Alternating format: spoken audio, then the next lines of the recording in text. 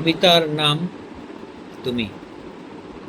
কবি মহাদেব সাহা।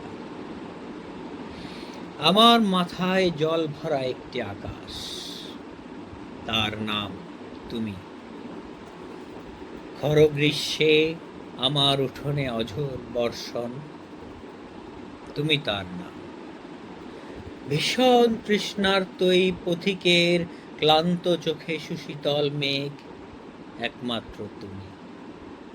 দুপুরের খরতাপ শেষে আমার জীবনে এই শান্ত সন্ধ্যা, তুমি তুমি তুমি।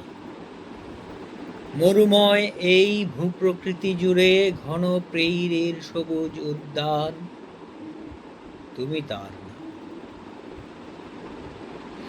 আমার ধূসর দুই চোখে চিরসবুজের গাঢ় হাতছানি, তার নাম তুমি।